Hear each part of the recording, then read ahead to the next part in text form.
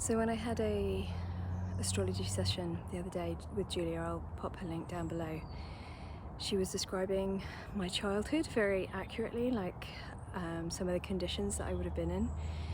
And she said at the end, even though you would have had these struggles, it would have given you the blessings of the gifts you have now.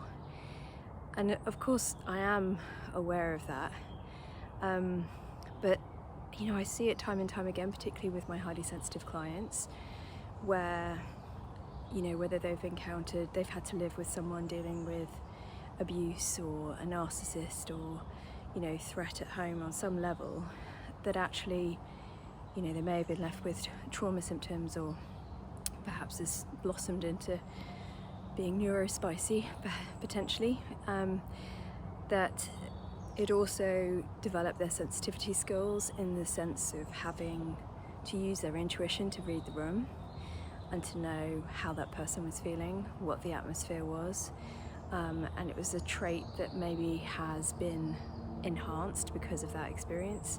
It's Malcom Gladwell talks about being having disagreeable difficulty. He's talking about this in the context of dyslexics, how actually, depending on the degree of difficulty, that it can actually be useful for us to have difficult situations because it helps us to excel in certain areas of our lives. So for a dyslexic, he uses one example as a lawyer who can't read or really struggles and has to memorize the information, and he gets really acutely fantastic at reading people and knowing when they're lying or knowing when they're struggling or they're on the back foot, and then he just pounces. But that degree of being able to read someone has come out of that difficulty. I'll have to try and remember which book it was, so I can share it with you. But yeah, so I guess it'd just be interesting to reflect, you know, where have your skills been enhanced because of difficulty that you've experienced in the past?